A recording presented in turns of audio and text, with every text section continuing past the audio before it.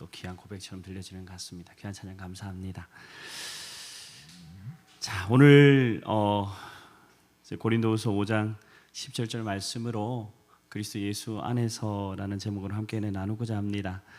지금 이제 한일전 하고 있는 때인데 이 자리에 계시는 분들 올림픽 때문에 지금 다들 막 이렇게 밖에 서고 계시는데 영상으로도 아마 예배하시는 분들 계실 겁니다. 귀하게 하나님께서 받으시는 줄 믿습니다. 자, 함께 한번 따라하겠습니다. 주님과 동행하십시오라고 한번 서로 인사해 보도록 하겠습니다. 주님과 늘 동행하시기 바랍니다. 많이 분주하게 보내고 계시죠? 이제 코로나 4단계로 인해서 여러 가지 어려움들도 참 많고 제약도 많은 상황에 무더위도 우리를 괴롭게 하는 이런 시간입니다. 저도 저번 주간은 휴가로 보냈는데요. 사실은 뭐 이렇게 이동을 하기도 어렵고 아이를 데리고 어디 나가기도 좀 쉽지 않아서 휴가의 반 정도는 집안에서만 보냈습니다. 많이 답답하고 또 아이도 많이 힘들어하는 그러한 때인 것 같습니다. 그런데 이제 어느덧 이제 8월 달 이제 시간이 지나면서 이제 집에서 이제 올림픽 계속 이렇게 보면서 이렇게 시간을 보내다 보니 문득 이런 생각이 들더라고요. 이 올림픽을 준비하는 선수들의 모습들이 조금씩 묵상하면서 그 일들을 해 나가기 위해서 긴장하고 애쓰고 어떤 때도 눈물 짓는 모습을 보면서 이 신앙인들의 삶의 걸음도 저들과 다르지 않겠구나. 그리고 하나님 앞에서 내가 올 한 해 어떠한 표대를 가지고 달려 나왔는지에 대해서 스스로 한번 이 휴가 기간에 잠깐 한번 묵상해 보았습니다. 사실은 제가 그 올 초에 이제 시작할 때에 나름대로 이렇게 2021년도 하나님 앞에서 이렇게 한번 살아보겠다라고 생각했는데 이제 문득 8월이고 또 문득 보니 상반기는 끝났는데 이게 쉽지 않은 것 같아요. 제가 하나님 앞에서 기도에 대해서 좀 하나님께 무릎을 꿇고 제단을 쌓고 또 개인적으로 하나님 주셨던 기도의 영성들을 회복하자라는 굉장히 절박한 마음으로 이렇게 계획을 세웠는데 이게 월요일만 되면 이제 사실은 무너져 버립니다. 너무 피곤해가지고 침대에서 못 일어나는 경우도 많고 또 애들 본다고 시간 보내다 보면 또 금세 월요일이 되어버리는 제 모습을 보면서 조금 다짐을 해봤어요. 이 남아있는 기간에는 반드시 이루리라. 남아있는 기간이라도 조금 더 노력을 해서 하나님 앞에서 제 마음에 하나님께 드렸던 고백들을 이루어 나가기 위해서 한번 힘을 내봐야 되겠다 이런 생각을 한번 해보는데요. 혹시 아마 여기 계신 성도님들 그리고 영상을 보시는 분들에게도 아마 마음속에 좀 불편함 가운데서도 그것을 이루기 위해서 아마 노력하고 계시는 것이 있으실 겁니다. 그것이 무엇이든지 간에 하나님께서 그 일들을 통해서 우리의 믿음이 진보되고 또 하나님 주셨던 귀한 말씀의 은혜들 또 영적인 간증거리가 넘쳐나게 소망합니다. 그래서 다시 한번 이렇게 인사했으면 좋겠습니다. 아직 기회가 한번 남았습니다. 네, 아직 우리에게 하반기가 남아 있습니다. 남아있는 이 기간 동안에 한번 스스로 점검하시고 다시 한번 신발을 꾹 이렇게 한번 묶고 다시 한번 시작되어지는 그런 결단이 있기를 소망하는데요. 오늘 우리가 함께 읽었던 이 바울의 권면이 우리에게 도전하는 것도 이와 비슷합니다. 그리스도 예수 안에 있으라고 이렇게 말씀하시는 이 도전인데요. 이 본문은 우리가 다시 우리에 있는 자리를 점검하고 또 우리에게 맡겨진 그 표대를 향해서 달려가고자 하는 우리에게 마음의 중심에 놓쳐서는 안 되는 가장 중심에 꼭 붙들어야 하는 것 그것이 무엇인가 하는 것에 대해서 명확하게 제시하는 말씀입니다. 본문은 고린도 지역에 이제 바울이 쓴 편지의 내용이죠. 고린도 후서의 내용입니다. 바울의 인생을 한번 곰곰이 보시면 사실 파란만장한 인생입니다. 그러나 명확한 것이 있어요. 그것은 예수 믿기 전과 후가 다르다는 것입니다. 예수 믿기 전에는 바울은 이 율법과 규례와 종교적인 의례들 뭐 규범과 율례들을 따라가는 한마디로 말하면 종교적인 어떤 생활, 종교적인 어떤 그 틀에서 이렇게 살아가는 사람이었어요. 그래서 자기 의가 강하였고 또 그 의에 맞지 않는 사람들을 핍박하는 사람이었습니다. 그런데 예수 믿고 나서 그의 삶의 인생을 한마디로 말한다면 오늘 우리가 읽은 본문의 고백이에요. 예수 믿고 나서의 자신의 삶의 정체성, 그리고 자신이 어떻게 내 삶의 변화를 일으켰는가를 표현하는 것, 그것이 바로 나는 새로운 피조물이다 라는 이 고백에 담겨 있습니다. 이것이 바울의 고백이고 우리의 고백이 되었으면 좋겠는데요, 저는 오늘 우리가 함께 읽었던 이 5장 17절 말씀, 그런즉 누구든지라고 되어 있는데 이 말씀을 잠잠히 묵상하면서 누구든지라고 하는 이 말씀의 이 뉘앙스에서 바울의 음성이 이렇게 들렸어요. 나 같은 놈도 하나님께서, 제게는 그렇게 들리더라고요. 나 같은 이 죄인의 개수 같은 나 같은 놈도 하나님께서 예수 그리스도 안에서 나를 새로운 피조물로 만들어 주셨다 라는 이 고백, 그런즉 누구든지라는 이 고백이 제게는 그렇게 들렸습니다. 아마 본인 스스로 삶을 돌아보면 아마 그의 인생의 삶의 스토리는 본인이 볼 때도 예수 믿는 사람들을 핍박하고 또 잡아오게 가두었던 것들을 비롯해서 스데반 집사를 돌려쳐 죽이는 그 자리 앞에서 당당하게 섰던, 그렇게 그 자리에 아무렇지도 섰던 자신의 모습을 되돌아볼 때는 아마 그 사람은 그런 생각을 가진 이 사울이라고 하는 이 바울의 모습에서는 하나님 앞에 설 수 있는 그 어떠한 자격도 없다고 여겼을 것이라 생각됩니다. 그런데 그는 이렇게 고백하죠. 그런즉 누구든지, 나 같은 이 죄인의 개수, 나와 같은 이러한 사람도 누구든지라고 하는 말로 자신의 이 신앙의 고백, 삶의 변화를 고백하고 있는 것입니다. 그래서 오늘 본문의 제목이 그리스도 예수 안에서인데요, 조금 더 깊이 생각하면 그리스도 예수 안에 있음입니다. 예수 그리스도 안에 있으면 누구든지라고 하는 말인데요, 결국 이 본문의 말씀을 그래서 우리가 다시 한번 읽어볼 때에 5장 17절 말씀, 그런즉 누구든지라고 하는 이 바울의 뉘앙스에 나 자신을 한번 놓고 읽어보시면 어떨까 생각합니다. 자, 한번 말씀을 한번 같이 읽어보도록 하지요.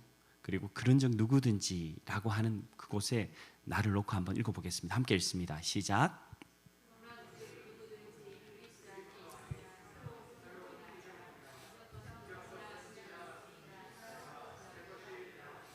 아멘이십니까? 아멘. 예, 저 역시도 이 고백 가운데 하나님께 고백할 수밖에 없습니다. 우리가 예수 그리스도 안에 있으면 새로운 피조물이 될 것이다 라고 말씀하신 게 아니에요. 말씀은 우리가 새로운 피조물이다, 명확하게 말씀하십니다. 물론 우리의 삶을 잘 돌아보면요, 예수를 믿기 전이나 믿은 후의 삶이 크게 변화가 없는 것처럼, 그래서 그런 모습을 볼 때면 좀 부끄러울 때도 있습니다. 그런데 이것은 확정적인 거예요. 새로운 피조물이 될 것이다가 아니라 새로운 피조물이다. 하나님께서 이미 말씀을 통해서 우리에게 확증하신 겁니다. 예수 그리스도 안에서 믿음을 가진 순간 우리는 이미 새로운 피조물이 되었다라고 하나님은 말씀하는 겁니다. 이건 육신의 어떤 변화를 말하는 건 아니에요. 영적인, 그래서 하나님 앞에서 우리의 영적인 존재 그리고 실제적인 근원이 하나님 앞에서 새로운 피조물이 되었다라고 말씀하는 것입니다. 그래서 우리를 부를 때 예수 믿는 사람들은 하나님의 자녀라고 부르지 않습니까? 하나님의 자녀라는 이름을 아무에게나 붙일 수 있는 그러한 이름이 아니에요.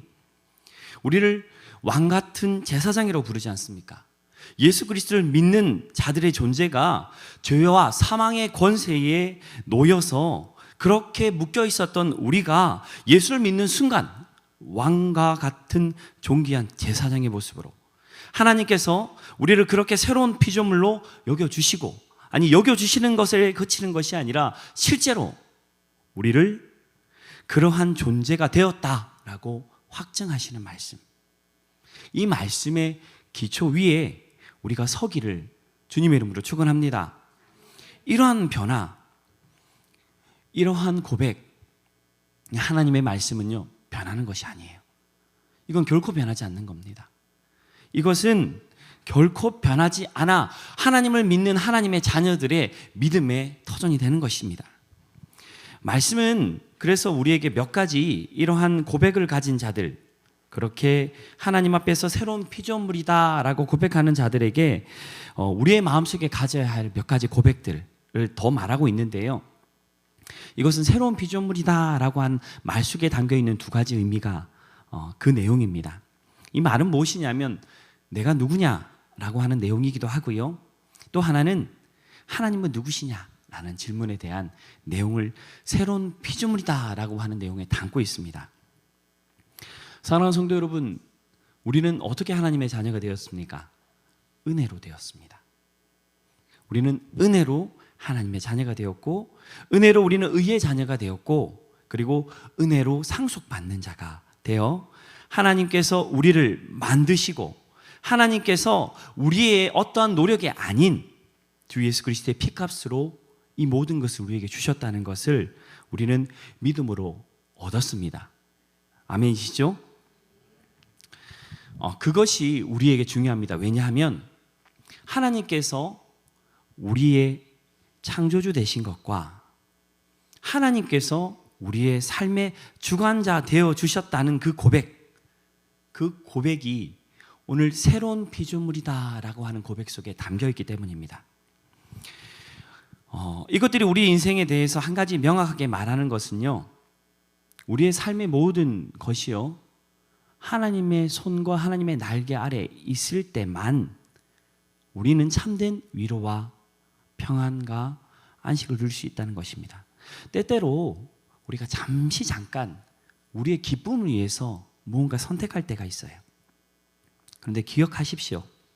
하나님께서 말씀을 우리에게 명확하게 말씀하시는 것은 우리를 새로운 피조물이라 말씀하시고, 그 말씀을 통해서 내가 너를 그렇게 창조하였다 라고 말씀하고 계신 것입니다.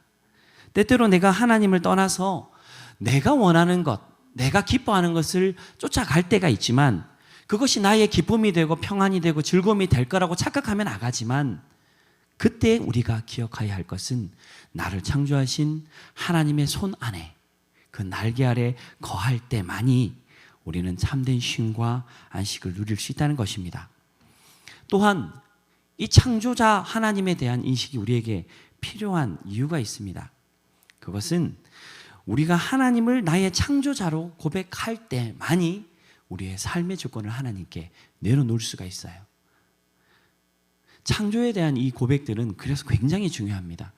어렴풋하게 가지고 있는 것이 아니라 내 삶들의 매 순간 나는 하나님이 새롭게 창조하신 피조물이다라는 이 고백이 우리 속에 늘 있어야 합니다. 제가 예전에 이제 새가족부를 담당할 때가 있었는데, 새가족부에 오면 참 다양한 분들이 많아요. 이제 예수를 믿지만 전혀 모르시는 분도 계시고요.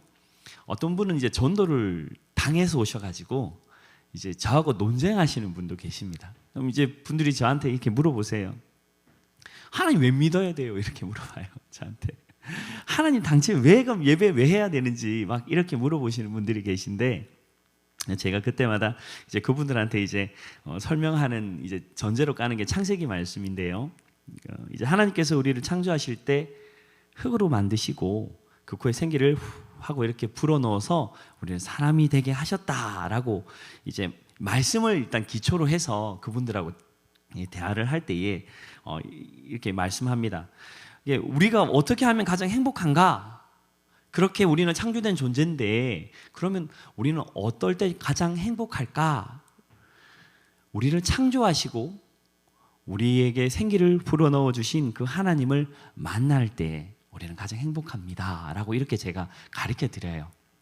왜냐하면 우리는 말씀에 근거하면 하나님이 그렇게 그 코에 생기를 후 하고 불어넣어서 그렇게 생명으로 만드신 존재이기 때문입니다 라고 이렇게 말하죠. 이제 그거보다 이제 더 좀 쉽게 가르쳐야 될 때는 이 가전제품 얘기를 해요. 선생님 집에 이제 가전제품이 있는데 새로 산 냉장고가 있으면 그 냉장고가 아무리 좋아도 전기 콘덴서 안 꼽으면 소용없지 않냐.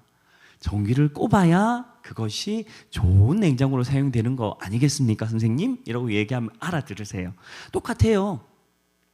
아무리 좋은 냉장고라도, 아무리 좋은 가전제품이라도 콘덴서를 꽂지 않으면 아무 소용없듯이 우리가 예수 그리스도 안에 살아갈 때에 하나님과 함께 하나님이 주시고 공급하시는 것들이 없으면 우리에게는 아무런 기쁨이 없고 아무런 용도가 없습니다 라고 이렇게 말했습니다. 저는 이게 우리에게도 동일하다고 생각해요. 우리가 예수 그리스도 안에서 살아가는 동안에 하나님께서 우리의 창조주이심을 기억하는 것, 그리고 우리가 일상 속에서 하나님을 바라보아야 할, 바라보면서 우리의 마음속에 공급을 받아야 하는 이유, 그것은 우리가 하나님을 우리의 창조주로 여기고 또 하나님께서 우리를 창조하셨다는 걸 우리가 믿기 때문에 하나님께서 우리 가운데 공급하신 가운데 그 날개 아래, 그 손 아래 있을 때만 우리는 참된 행복을 누린다라고 이렇게 말하는 것이죠. 그것이 우리 속에 잊혀지지 않기를 바랍니다. 왜 제가 이 얘기 다 알고 계시는 내용이잖아요. 코로나로 인해서 저희가 한 이제 1년 8개월 정도 예배 자리가 함께 이제 이어지지 않고 있습니다. 저희 아기도 사실 예배를 할 때 4살이거든요. 저는 이제 사실 몰랐는데 아기를 가지고 이제 키워오다 보니까 주일학교 이 선생님들에 대한 존경심과 또 이 전도사님들이 너무 고마운 걸 제가 느껴요. 왜냐하면 저희 아이가 주일학교에 가서 예배를 드리고 선생님들하고 이게 분반 공부를 하고 오면 이 집에서 잠깐 기도할 때도 태도가 다른데 이제 예배를 함께 하는 이 공동체 예배에서 이제 벗어나서 집에서 있는 이 시간을 보니까 이 신앙이 생기지를 않고 자라나지는 않는 걸 봅니다. 이게 정말 귀하고 정말 소중한 일이구나. 하나님께 예배하는 것이 우리의 영적인 이러한 태도에 대해 얼마나 큰 영향을 주는지 우리 아기를 보면서 조금 느끼게 되거든요. 지금도 아마 영상으로 예배하시는 분들이 계실 건데 아마 많은 분들이 하나님을 향해서 이제 어떠한 마음, 어떠한 태도로 말씀을 받고 있는지 한번 생각해 보셔야 할 줄 믿습니다. 우리가 하나님을 나의 창조주라고 고백하고 지금 우리의 마음과 생각 속에 창조주 하나님 앞에서 예배한다는 그 고백이 우리에게 있다면 다시 한번 고민해 보십시오. 나의 지금 하나님을 향한 예배의 태도, 그리고 내 삶들 속에 어떠한 고백과 하나님을 향한 인식으로 내가 살아가고 있는지 고민하셔야 될 줄 믿습니다. 그것이 우리 속에 필요합니다. 하나님이 주인이시라는 것, 이것이 우리 속에 고백되어질 때에 우리의 삶들 속에 하나님이 주셨던 놀라운 회복이 이어지는 줄 믿습니다. 새로운 피조물이다라고 하는 말의 두 번째 내용이요. 있는데 이것은 우리가 새로운 존재다라는 내용입니다. 그건 말씀 그대로 아마 되어 있는 건데요. 이것은 내가 누군가에 대한 인식이에요. 새로운 피조물이다. 나는 누구인가라는 인식인데 이것은 조금 다른 말씀과 좀 같이 이어서 보셔야 될 이유가 있습니다. 왜냐하면 새로운 피조물이라는 말은요, 세상에 없는 말이에요. 세상에 보여지는 게 아니에요. 마치 자동차를 보면 새로운 자동차가 나왔다고 했을 때 이전의 자동차와 비교해서 그 자동차는 뭐 어떻게 생겼고 비교라도 할 수 있는데 이 말씀에서 말하는 새로운 피조물이라는 것은요, 세상에 존재한 적이 없는 겁니다. 그래서 그걸 보면서 이거다라고 설명할 수도 없어요. 뭐라도 뭐 비교할 게 있어야 그림도 그려주고 설명을 할 건데 이것은 우리도 알 수가 없습니다. 육체를 가진 우리가 하나님께서 새로운 피조물이다라고 이렇게 딱 정해서 말씀하실 때 그것이 어떤 권세를 가지고 어떤 능력이고 어떠한 영광의 모습인지 우리는 상상할 수가 없어요. 다만 잠시 잠깐 아주 어렴풋하게 성령께서 우리에게 주시는 감동이 있을 때가 있습니다. 기도가 깊어지고 말씀이 깊이 깨달아질 때 보면 마치 아주 작은 조각을 햇빛에 이렇게 비추어서 봤을 때 햇빛의 모양이 조금 달라 보이는 것처럼 그때 잠깐 성령께서 우리에게 주시는 이러한 비춤을 통해서 잠시 잠깐 깨달을 수는 있지만 그것이 어떠한 것인지 우리는 알 수가 없어요. 하지만 하나님께서 우리에게 새로운 피조물이라고 말씀하시면서 우리에게 이 새로운 피조물이다 라고 말씀하실 때 그 속에 담아내어 주시는 그 영광, 그 능력, 그리고 하나님께서 우리에게 주셨던 그 권세는 감히 상상할 수 없는 것이라는 것입니다. 이것이 왜 중요하냐면요, 창세기 1장 1절 말씀에서 계시록 말씀 끝까지 한번 보시면 창조의 얘기가 이어지는데요. 보시면 태초에 하나님이 천지를 창조하시니라 라고 처음에 시작을 하고 마지막 계시록 21장에 넘어가면요, 보라 내가 만물을 새롭게 하노라 라고 하며 세상을 다시 새롭게 해나가면 회복해 나가는 어찌 보면 재창조의 이야기죠. 그 얘기가 성경의 처음에서 끝까지 이어져 있거든요. 그런데 하나님께서 세상을 창조하시고 또 이 계시록의 마지막 세상의 끝날에 온전하게 이 모든 것을 완성하시는 그 과정, 그 중간 사이에 예수 그리스도를 우리에게 주시고 예수 그리스도 안에 있는 우리를 새 창조의 첫 열매로 만드셨다고 기록하고 있습니다. 야고보서 1장 18절 말씀입니다. 한번 읽어보도록 하겠습니다. 말씀을 읽도록 하겠습니다. 함께 읽겠습니다. 시작. 그가 그 피조물 중에 우리를 한 첫 열매가 되게 하시려고 자기의 뜻을 따라 진리의 말씀으로 우리를 낳으셨느니라. 아멘. 새 하늘과 새 땅이 완성되어지는 과정이에요. 그 과정 중에 하나님은 예수 그리스도 안에서 우리를 그러한 새로운 첫 열매, 새로운 피조물로 세우셨어요. 예수 그리스도 안에 있는 우리가 세상의 모든 만물 중에 가장 먼저 예수 그리스도 안에 있는 존재들을 세상의 모든 피조물 중에 가장 먼저 첫 열매로 온전한 회복 그리고 온전한 창조의 그러한 말씀을 이루기에 우리에게 허락하셨다는 겁니다. 우리가 새로운 피조물이다라고 하며 나는 누구인가 라고 하는 자기 인식에 중요하게 들어가야 할 것은 내가 그렇게 하나님께서 모든 만물 중에 하나님의 온전한 회복과 창조를 허락받은 유일한 존재로 우리를 세우셨다는 거예요. 이건 가벼운 얘기가 아닙니다. 세상에 없던 거예요. 세상에 비교할 수 없던 것, 그 누구도 생각할 수 없던 것, 그것이 새로운 피조물로 세워진 우리입니다. 가볍지가 않아요. 로마서 8장 말씀을 한번 읽어볼게요. 조금 더 명확해집니다. 19절에서 21절의 말씀인데요. 한번 읽어보겠습니다. 시작.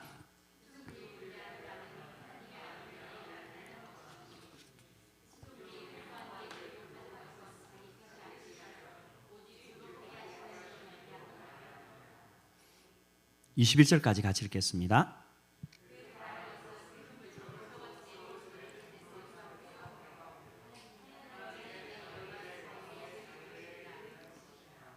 아멘.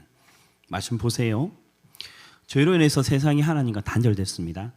단절된 순간부터 죄 때문에 세상의 모든 것이 하나님으로부터 영원히 떠나고 죄의 영향력 아래에 살아가요.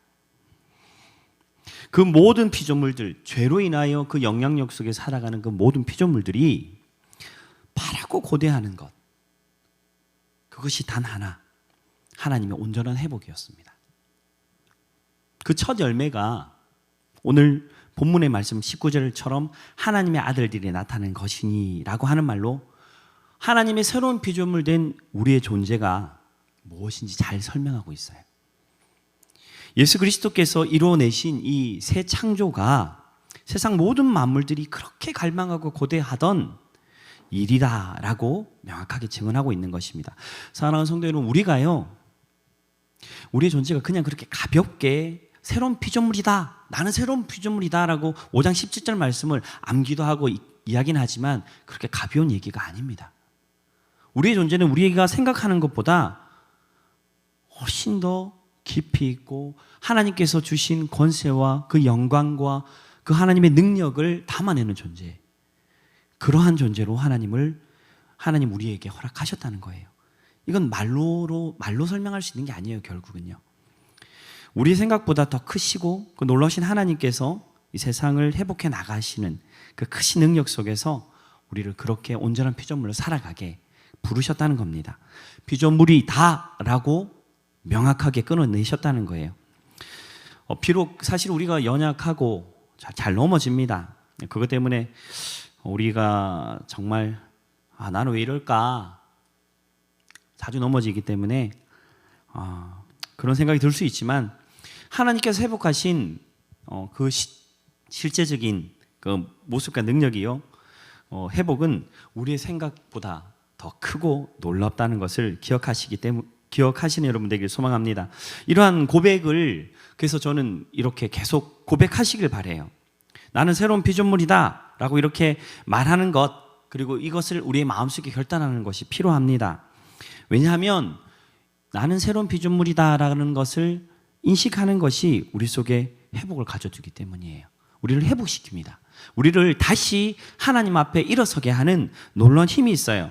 사실 우리 속에 많은 연약한 부분들이 있습니다. 연약함이 없는 사람은 아무도 없지요. 어떤 분들도 그렇지만 계속적으로 반복해서 넘어지는 부분이 있지 않습니까? 어떤 분은 관계의 문제나 아니면 감정적인 부분들 때문에 자주 넘어지고, 아니면 물질의 부분들, 혹은 어떤 문제들이 왔을 때 내가 생각해도 어리석게 보이게 똑같은 문제 앞에 계속적이고 지속적으로 이렇게 넘어지는 우리의 모습이 있습니다. 그런데 하나님은요, 우리로 하여금 우리가 그리스도 예수 안에 있을 때 새로운 피조물이다라는 이 말씀의 선포, 확증입니다. 너희는 새로운 피조물이다 라고 하는 이 선포를 통해서 내 삶의 이 연약한 부분들을 통해서 나는 하나님의 새로운 피조물이다 라고 하는 이 고백을 가진 사람들을 통해서 하나님은 그 연약한 부분들을 통해 하나님의 놀라우심과 그 영광들을 경험하게 하십니다.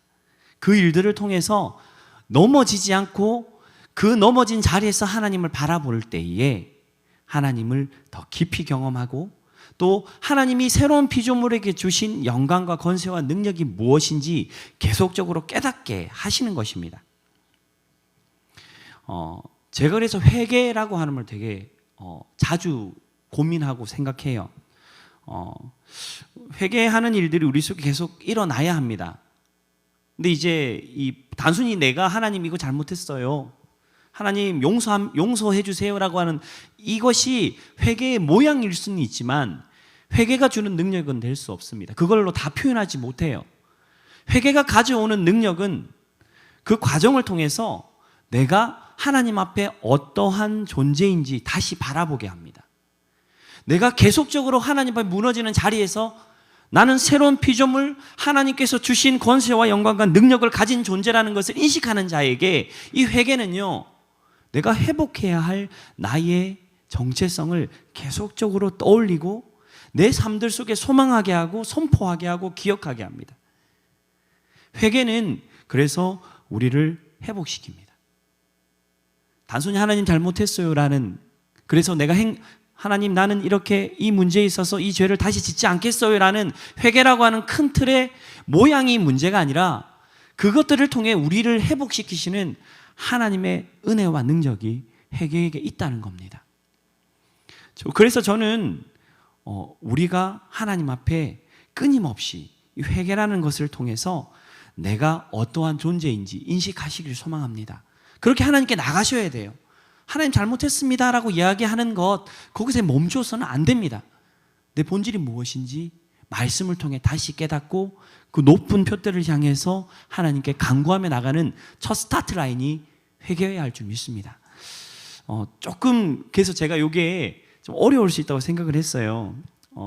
왜냐하면 이게 설명을 하자면 이게 굉장히 큰 덩어리인데요. 간단하게 설명을 좀 더 드리겠습니다. 아마 그림을 좀 그리시면 좋을 것 같아요. 두 개의 나라가 있는데 두 나라가 아마 전쟁을 하면 한 나라가 이제 이 전쟁에 승리해서 그 나라의 영토를 빼앗았다고 쳐요. 그리고 그 나라가 이제 이 나라는 이제 나의 나라다, 우리나라의 영토라고 선포를 했다고 생각하시면 비슷합니다. 예수 그리스도께서 우리들의 삶에 너희는 하나님의 백성이다 라고 선포하셨어요. 우리의 삶의 모든 것이 새로운 피조물이다 선언하셨어요.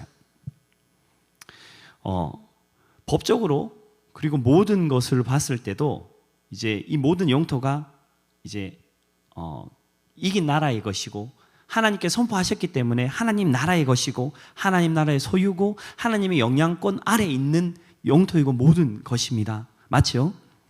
근데 전쟁이 끝나고 사실 그 전쟁이 끝난 그 땅, 정복한 땅에 대해서 아마 실질적으로 그것을 통치하거나 또 이 영토를 운영해 나가려면 이전에 그 자리를 통치했던 이 사람들 혹은 그 권력들이 남겨놓은 찌꺼기들이 있습니다. 그들이 만들어 놓은 어떤 체계들이 있어요. 그래서 뭐 이런 거죠. 점령한 그 나라의 아주 시골에 가면 노인들은 나라가 바뀐지 몰라요. 나라 바뀌었어? 라고 할 수도 있어요. 정작 이 모든 나라들은 이미 소유권이 넘어왔지만 그렇게 모르는 이런 사람들도 있다는 겁니다. 그래서 이 모든 것이 전환되어 가는 데는 과정이 필요해요. 그 과정들 가운데에 그래서 우리의 마음속에 이미 이 하나님께서 우리에게 선포하신 이 모든 것이 이루어진 것입니다. 이미 우리에게 주어졌고 하나님은 이것을 확정적으로 선포하셨어요. 그런데 우리의 마음속 내면 속에 혹시나 또 우리의 생각과 또 우리의 입술과 우리의 삶들 속에 이것이 이루어가게 하기 위해서는요, 그래서 그 과정이 필요합니다. 내가 정복한 하나님이 선포되어지고 우리에게 주어진 그 땅 가운데에 그것이 하나님의 영향력 아래서 온전하게 움직여지기 위해서는 과정이 필요한 거예요. 그래서 회개를 말씀드리는 거예요. 회개를 통해서 그렇게 선포해야 됩니다. 다시 일깨우고 내 삶들 속에 하나님 앞에서 그렇게 다시 결단하고 계속적으로 마음속에 하나님의 영광과 통치에 대한 것을 선포하면서 그 땅 가운데서 내가 빼앗은 그 땅 가운데서 하나님을 경험해야 돼요.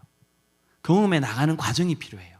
그렇게 되어져야 우리 속에 온전한 새로운 피조물에 대한 영광과 능력과 권세가 누려지는 겁니다. 그 과정이 필요할 뿐이에요. 그런데 많은 사람들이 그냥 머릿속에만 이해를 하고 멈춰요.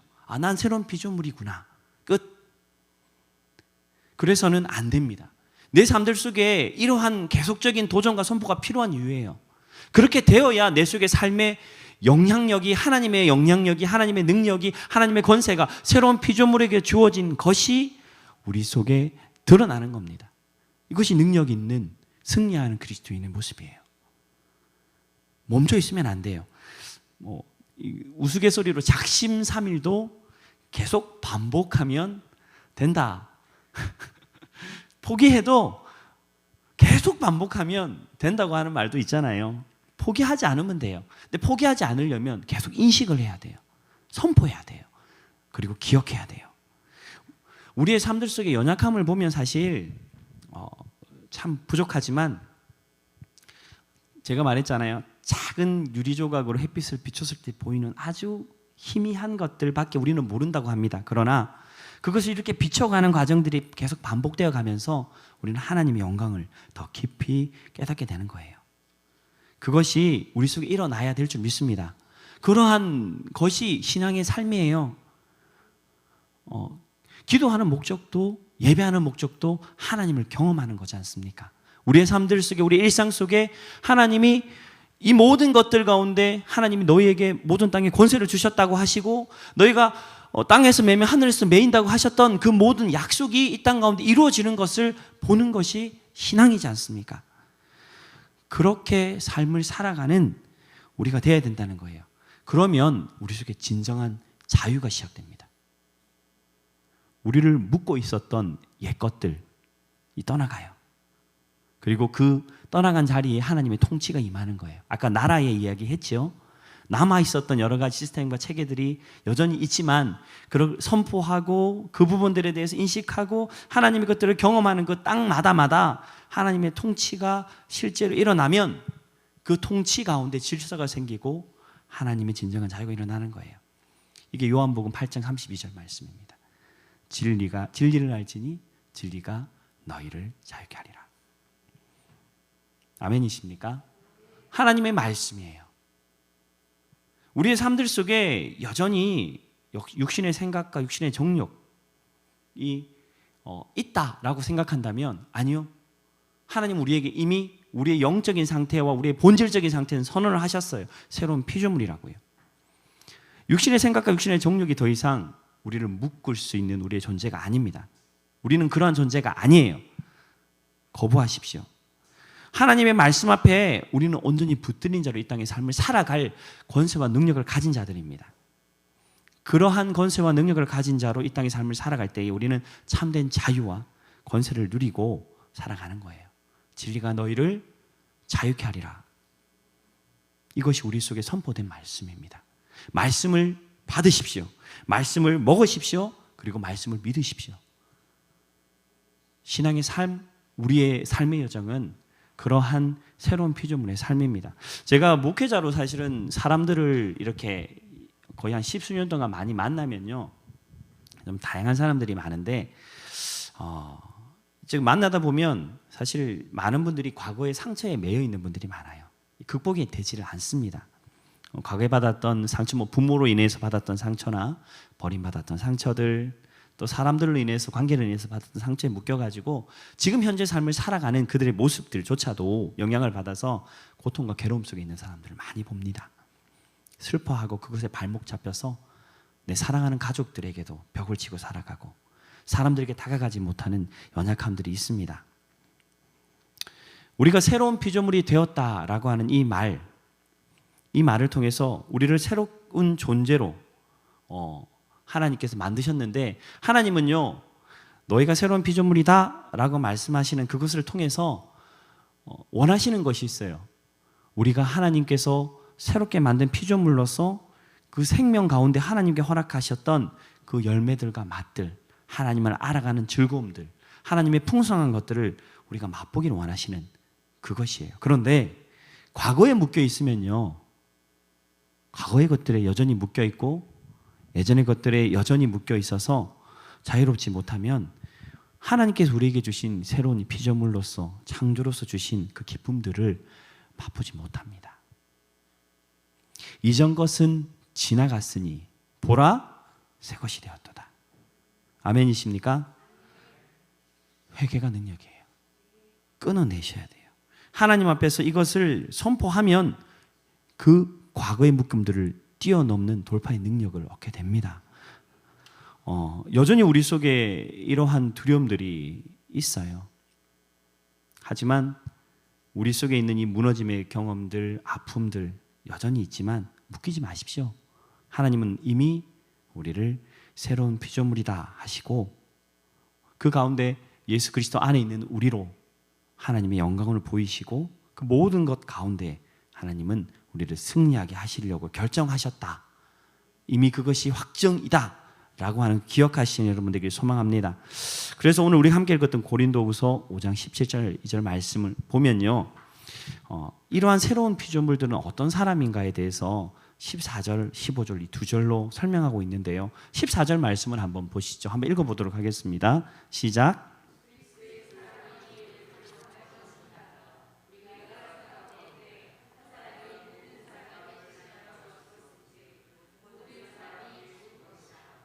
제가 아까 말씀드렸죠. 예수 그리스도 안에 있는 우리는 이미 예수 그리스도 안에 있는 그 믿음으로 말미암아서 예수 그리스도의 십자가 앞에서 우리의 옛 자아와 옛 정욕과 옛 욕심이 죽은 존재다. 명확하게 말씀하십니다. 아멘이십니까? 이걸 선포하셔야 돼요. 더 이상 끌려다니시거나 묵히시면 안 돼요. 사단의 거짓에 속으시면 안 됩니다. 이것이 우리 속에 선포되어져야 돼요. 지금 내 삶이 여전히 조금 보기에는 계속 넘어지고 부족해 보일 수 있어요. 그렇게 한다 하더라도 하나님은 이미 그것을 십자가에 못 박아 그것이 죽었다, 이미 끝났다 라고 말씀하시는 겁니다. 더 이상 나는 옛자와 옛 존재로 이 땅의 삶을 살아가는 존재가 아니라 나는 비록 연약하지만 새로운 피조물로 하나님 앞에서 이 땅의 삶을 살아가는 존재라고 말입니다. 15절의 말씀 한번 같이 읽겠습니다. 시작. 그가 모든 사람을 대신하여 죽으심은 살아있는 자들로 하여금 다시는 그들 자신을 위하여 살지 않고 오직 그들을 대신하여 죽었다가 다시 살아나신 이를 위하여 살게 하려 함이라. 그가 모든 사람을 대신하여 죽으심 뭐라고 되어 있습니까? 살아있는 자들로 하여금 다시는 뭐라고요? 그들 자신을 위해 살지 않고 오직 그들을 대신하여 죽었다 다시 사신 이를 위해 살게 하려 함이라. 우리가 하나님 앞에서 그러한 존재가 되었음을 고백하고 우리가 그렇게 인식한다면 가장 먼저 변하는 것은 우리의 삶의 목적이 바뀝니다. 삶의 모든 목적이, 방향이 바뀌어져요. 나를 위한 삶이 아니라 하나님을 위한 삶으로 바뀌어졌다는 것입니다. 이것이 우리가 함께 14절, 15절의 말씀을 쭉 이어서 17절 바울이 고백했던 자신의 삶과 인생에 대한 한 문장으로 축약한 고백의 내용이에요. 말씀 명확하게 이야기합니다. 우리가 공부를 하든 가정에서 가사를 하든 교회에서 봉사라고 섬기든 어떤 직업의 현장에 있든 어떠한 일을 하든 우리는 새로운 피조물로 이 땅의 삶을 살아가는, 우리는 이전에 옛자가 원했던 내 삶과 내 정욕, 내 성공을 위한 삶이 아니라는 겁니다. 그것이 무엇이 됐든 하나님의 영광을 위하여 우리의 삶이 그렇게 변화되었다라고 말씀하는 것, 그것이 17절 새로운 피조물에 대한 내용입니다. 사랑하는 성도 여러분, 그래서 우리의 신앙은요 역동적이에요. 죽어있는 신앙이 아닙니다. 생명력이 있고 약동하고 또 우리 속에 구원 주셨던 그 하나님의 심장이 지금도 두근두근해서 하나님께서 우리에게 능력 주시고 음성 주시고 말씀 주시고 감동 주실 때에 우리는 하나님을 위해서 우리의 삶을 이끌어 나가고 하나님을 위해서 달려나가는 그러한 신앙인 줄 믿습니다. 그렇게 반응하는 신앙, 그렇게 하나님 앞에 말씀을 통하여 도전하는 신앙, 그러한 신앙이 우리 속에 있기를 바랍니다. 코로나의 가장 큰 위험은요, 우리로 하여금 더 이상 하나님께 반응하지 못하게 하는 겁니다. 더 이상 하나님의 말씀에 목숨을 걸고 내 삶을 하나님의 말씀에 이것들을 이루기 위해서 치열하게 내 삶의 그 문제와 부딪혀서 전쟁하지 않는 것입니다. 잘 생각해 보세요.